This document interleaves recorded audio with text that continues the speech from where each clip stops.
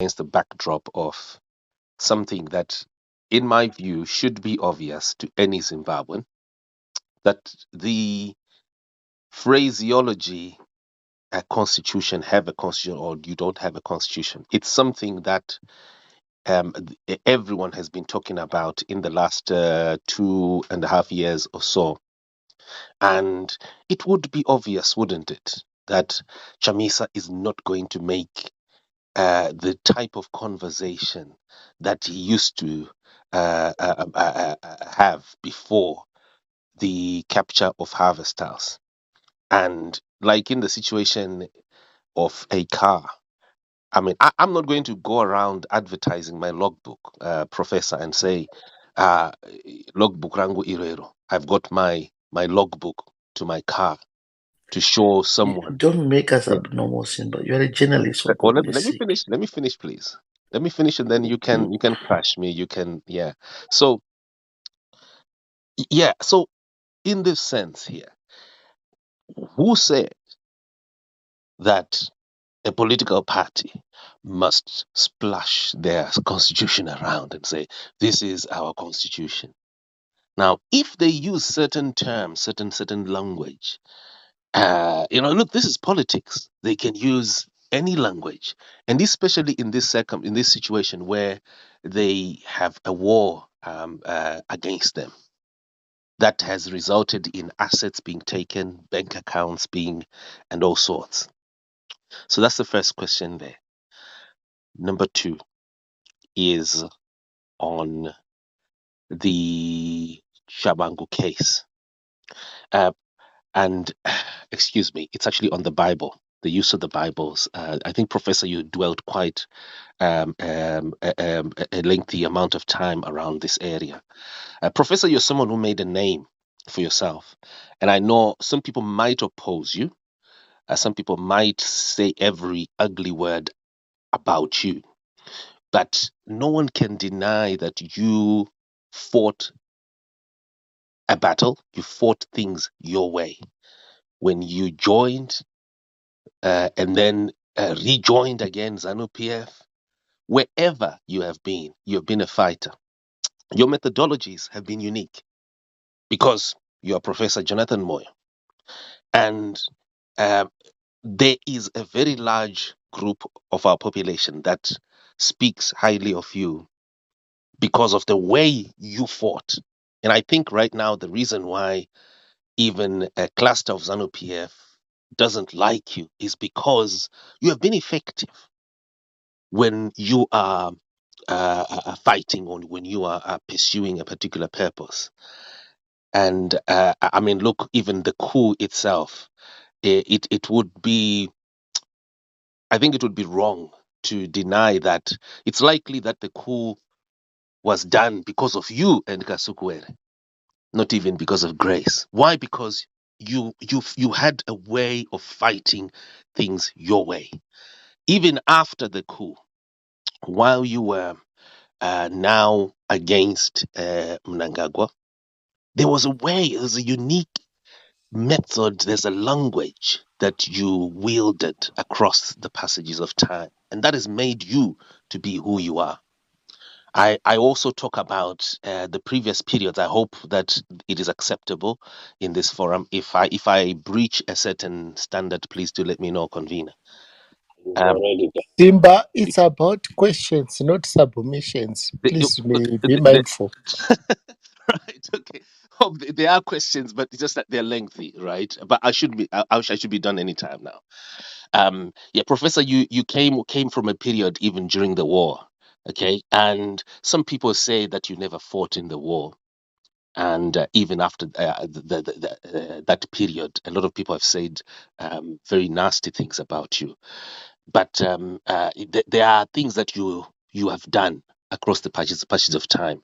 So now coming to this issue of the Bible, what is wrong in Chamisa using conversations around Bible verses?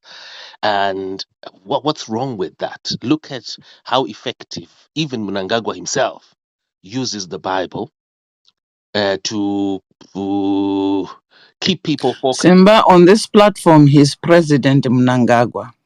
And Itika, Mnoita mnangagwa kumwe kwete panapa. Panapa you are going to be respectful. Just as when you're speaking to the professor, you're going to be respectful. So if you cannot address the president of the nation as the president, but can address Chamisa, who's not a president of anything, president, then we have no business hanging out with you. So the choice is entirely yours. So if you can rephrase and say President Mnangagwa, then you continue and then you can engage the professor. Thank you. Okay, middle ground then. Vamnangagwa. Yeah, Professor Jonathan Moyo. Yeah, he has a way of fighting his battles. Garisa. Uh, If that's and too heavy for you, the Zhen's weapon. You need to protect our guest, man. Yeah, Vamnangagwa has a way of he also uses Bible verses. Garisa. If that's too heavy for you, the Zhen's weapon. You need to protect our guest, man. Yeah, Vamnangagwa has a way.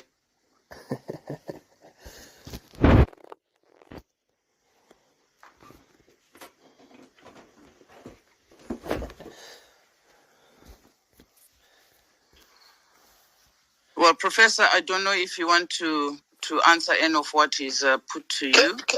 You're most welcome can to. I just handle what SIMBA is just... Professor, is that okay with you? Yes, it is okay. But has SIMBA finished his question? He hasn't. He refuses to comply. So he's just here to just... He refuses to comply, so he's on listeners right now until he can be respectful towards the president of the nation. That's okay. To say president, not to say Mnangagwa as if it's his friend from next door. Yeah, inini SIMBA pane zvinhu zvaari kutaura mukoma SIMBA handisi hangu taito yavo. Kutaura kudzi capture. Ndandichida kuti vatitsanangudzire kuti conception yavo yecapture yeMDC ndeipi.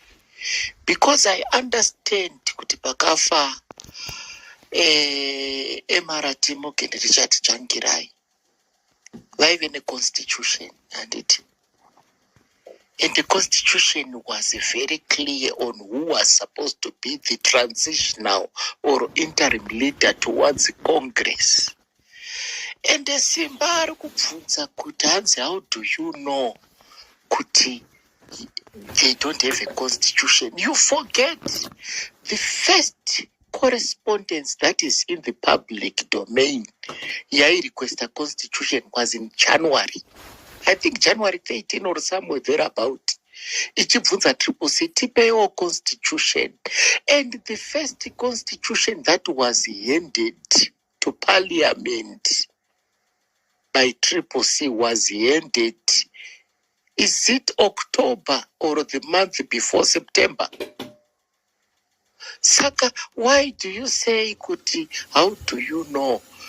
And what's the use of a constitution if uchiidyira muhomwe senzungu? A constitution is for public consumption because it constitutes something like a public benefiting entity and it's supposed to be in the open. What's the use of having a constitution that is only available for viewing upon a request or application? Those are rhetorical questions that I'm just asking you, SIMBA. I wish Wangao Chiripa Mike, maybe we could have a side show because I find so many things, that I wish I could answer you. Maybe you can come at a later time and we can have what was supposed to be our side show is the main show. Thank you. Prof, you can take it. Thank you, sir. Mm-hmm. No, thank you. It's unfortunate that there has been a breakdown of communication, but it's also a good affirmation of the importance of having, if not a constitution, certainly rules of engagement whenever you're dealing with many people. And that is how the real world functions. I will, since, Simba, by the way, I should greet you. Unfortunately, you are unable to respond now. But greetings, long time. Good to see you here and to hear from you. Your direct question, how do I know? Well, it's because they said so. I have, for me, I never say anything that I cannot back up in black and white of this kind. I distinguish between matters of opinion and matters of fact. It is not my opinion that they don't have a constitution. It is the information I have from them. I can give you videos and so forth, and you will hear him saying, we don't have a constitution, we don't have an ideology, we have deliberately decided to keep away from this, we are still consulting, we will come back when we've finished our consultations, from the horse's mouth.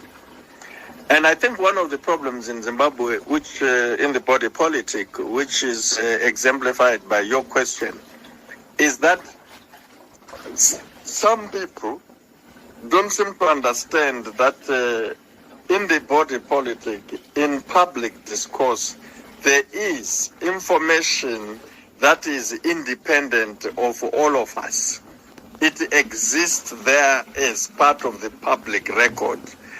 And there are new, younger politicians on the horizon, and Tamisa being one of them, who seem to have the view that people will go by what they say whenever they want to say it.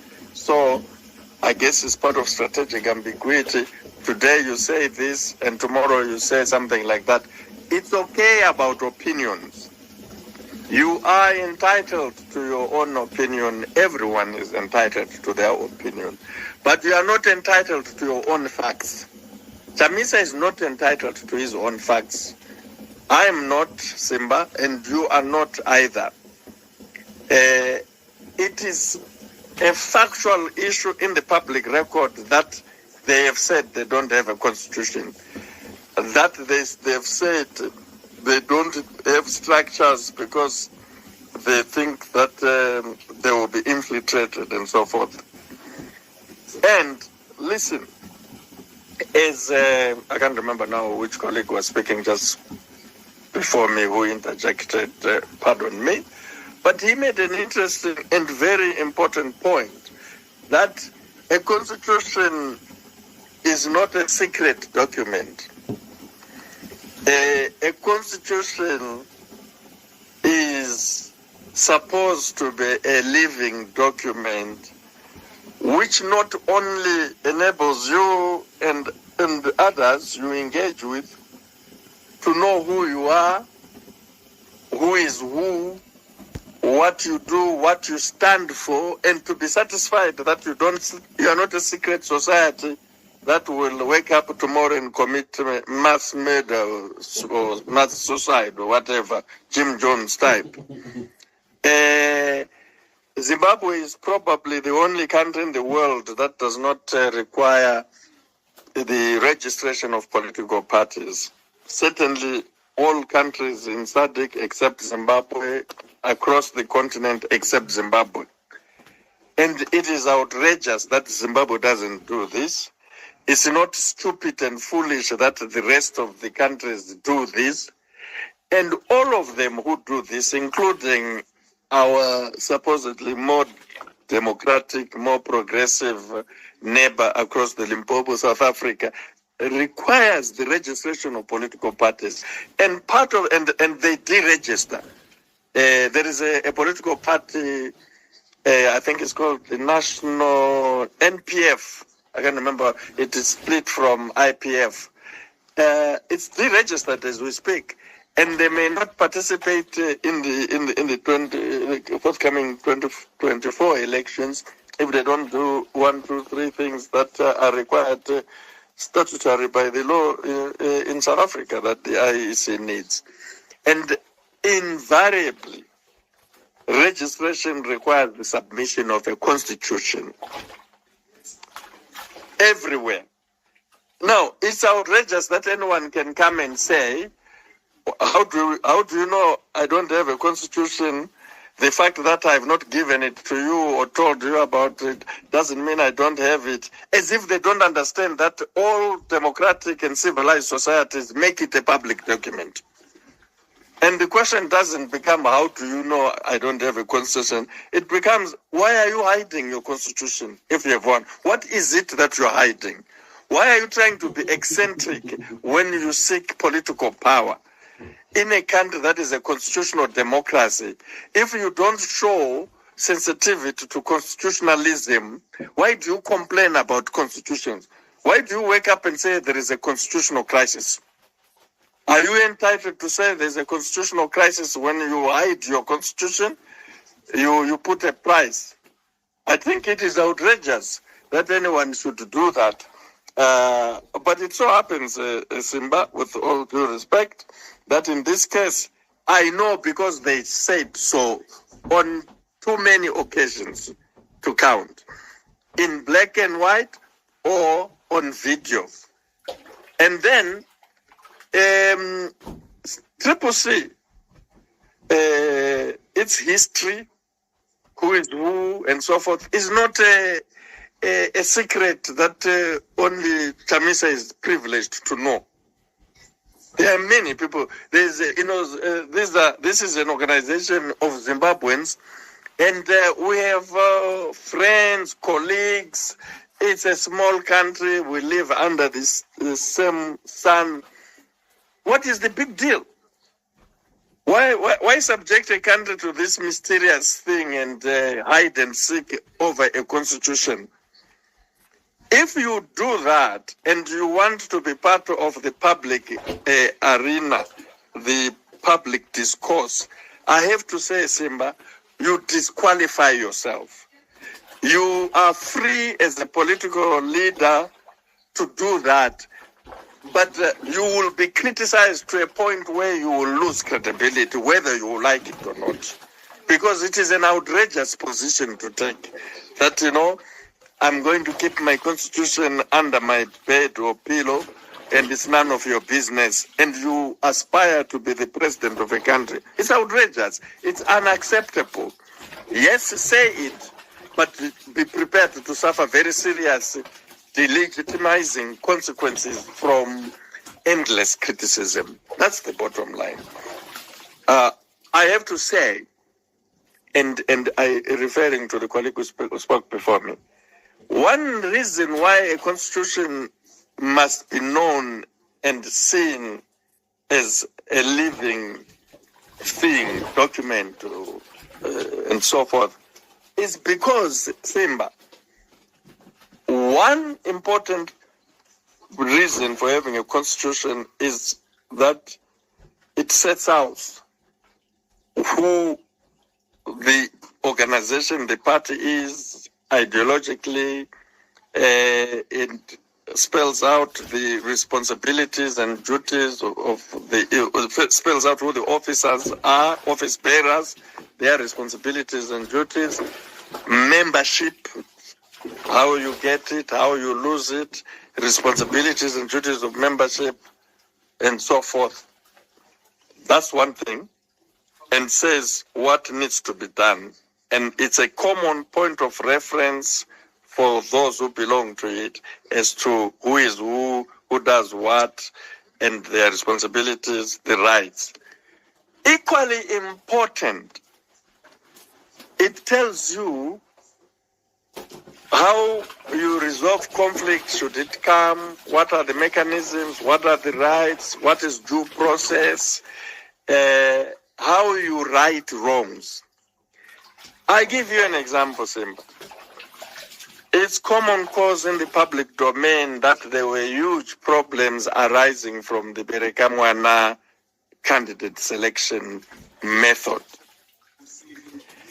So serious that some people who thought, and not even thought, but knew and was understood and seen by the peers and communities where they were or participated that they had won, only found out on that 21st of June nomination day at midnight or at night, because people withheld the nomination papers and filed them late, and in their view, in order to deny those that bumped off the list the opportunity and time to file as independents or whatever. And when they found out, there was no recourse. One straight answer to your interesting question, Simba, about the Constitution, why it needs to be known, and if it doesn't feature in those situations, then it is good. It is as good as not being there. Is that there has to be recourse to aggrieved members of the party, which is in the Constitution. There has to be a constitutional method of handling, of making complaints, and of handling and disposing of those complaints.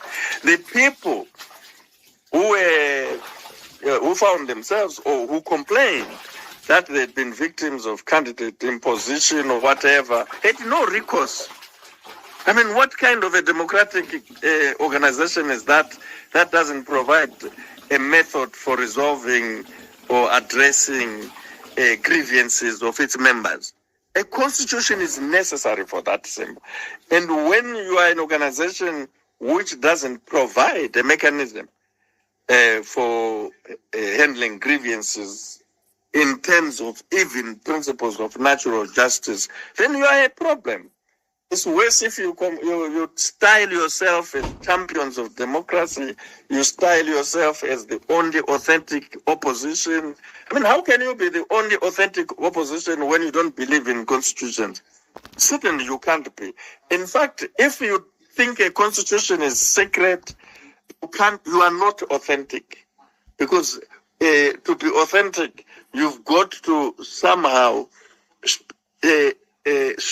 present and show yourself act better than the incumbents that you are criticizing. So that's my take on that. I said a little bit more because, in fact, I'm aware of this question because we have asked it in different contexts. But I conclude again by saying I know because he has said so on many occasions, and other people. But let me say this. Sorry, I was forgetting one important point.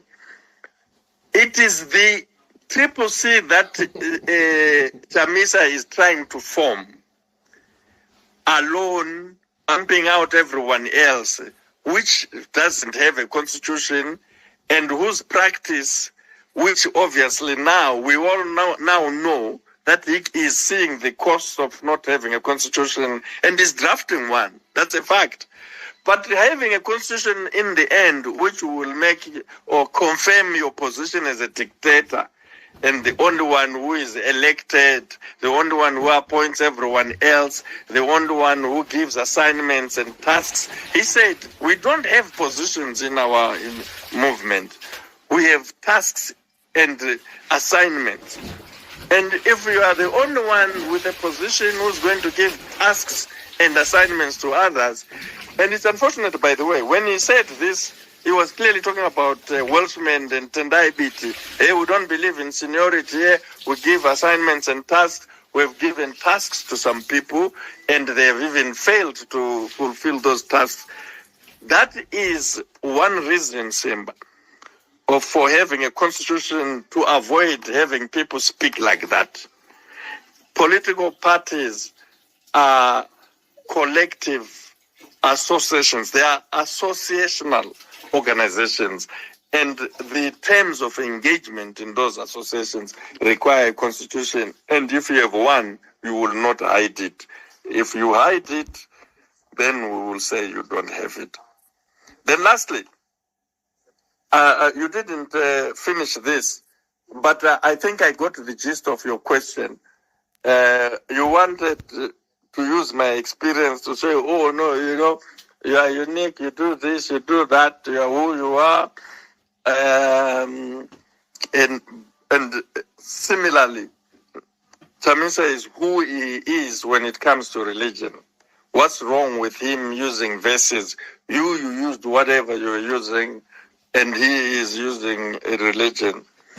Well, I want to say the conversation on religion and these sort of issues really is a difficult one, and one we have to be respectful about it because it speaks to people's faith. And faith is a fundamental thing. But one of the things that we also know about faith is that faith dictates regardlessly. That's why it's faith. The linchpin, cornerstone of faith is belief. And that's why we don't want to ridicule people, mock people about their beliefs unless they encroach on the rights of other people. Now, if you go to our constitution, you will find that it enshrines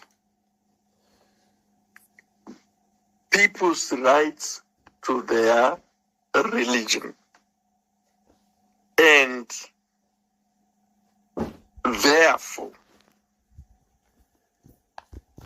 requires, celebrates religious diversity, ethnic diversity, language diversity, cultural diversity,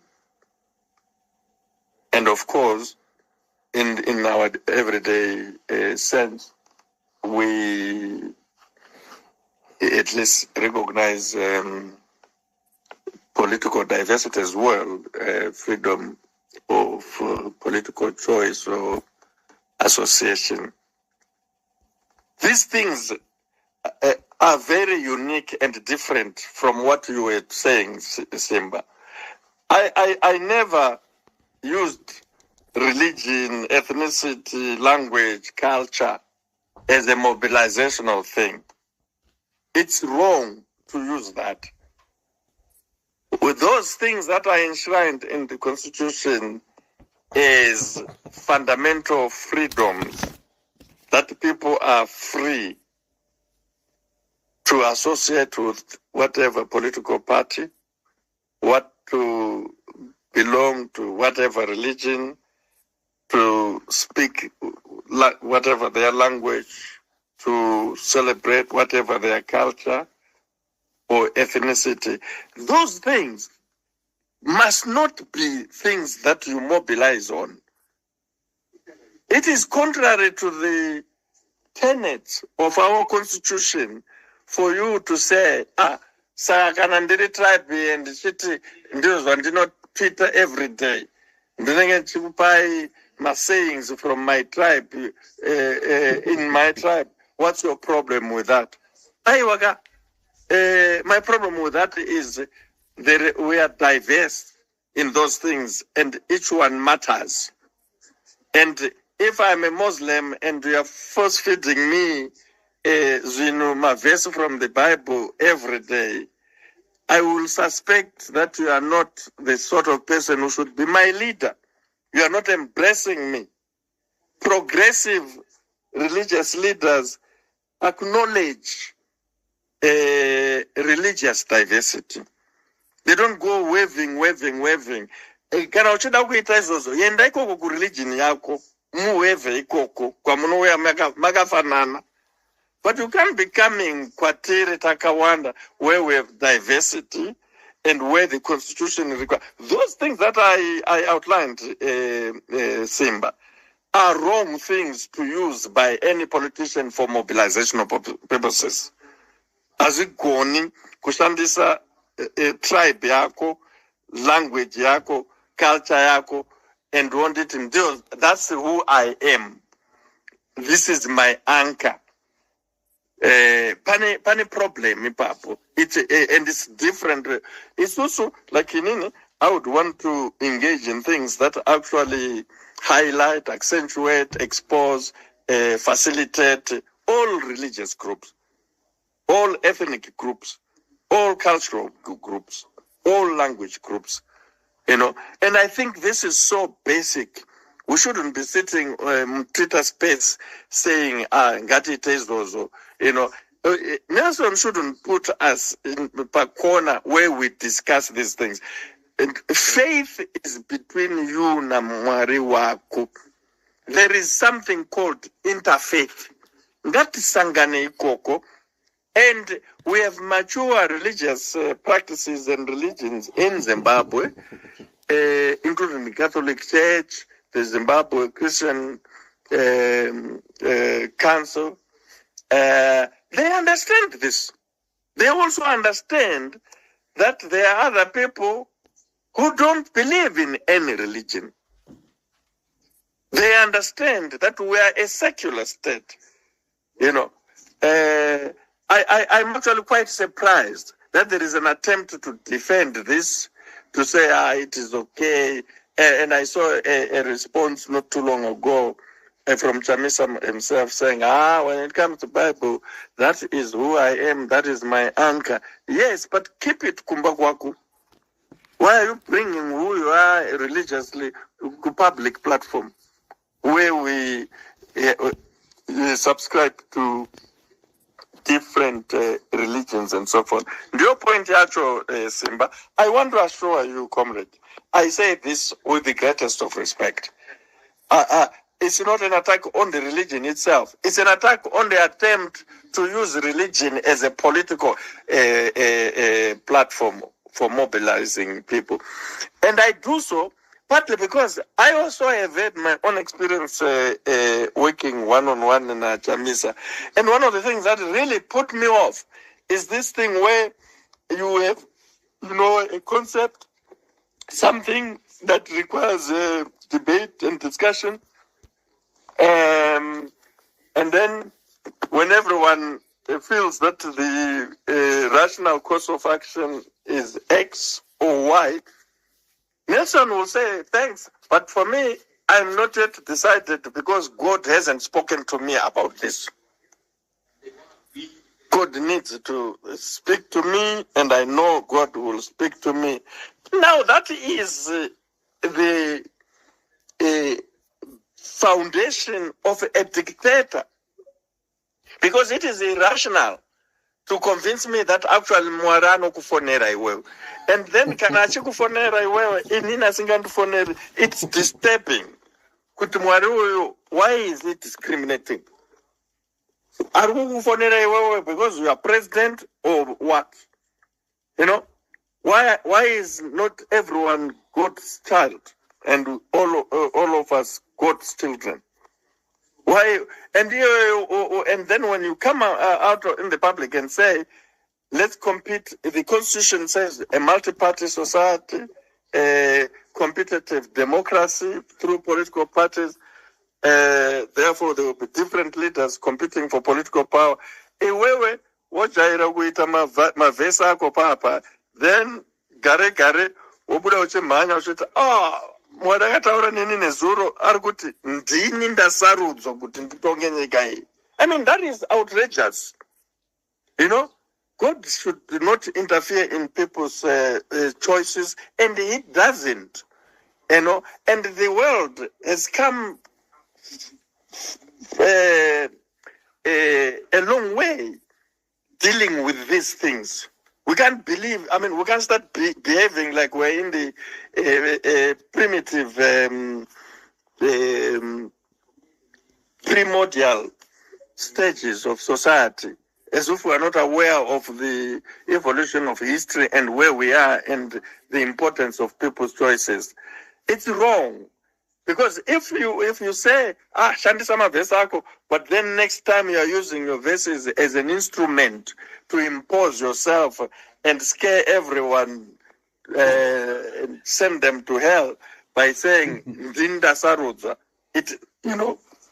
So, no, Simba, I really am sensitive to your concern, but you must understand, if you are going to live with a diverse public, you should also use diverse values. Thank you.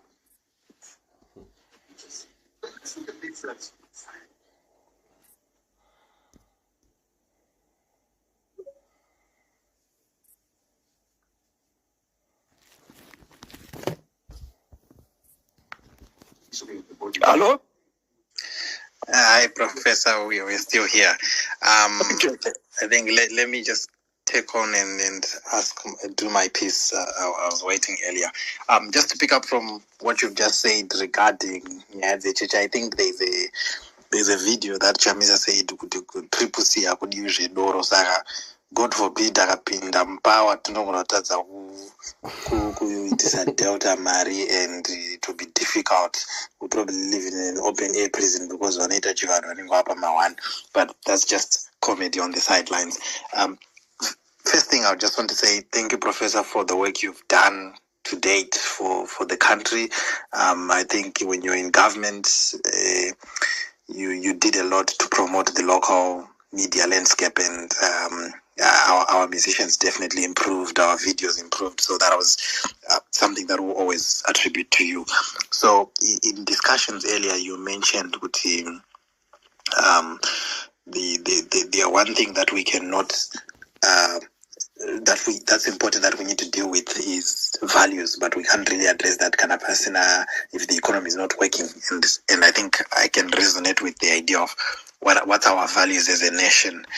For me, I'll be looking at it from a point of what's our national identity, because that's always been a gray area, because the only thing that keeps us together for some is cannot name two, but then that starts defining you. But as a nation, there isn't something particular that says this is above. This is how I identify myself as a Zimbabwean, because a lot of us who identify ourselves based on our political affiliations. So, having discussions on this group so many times, it's about wondering how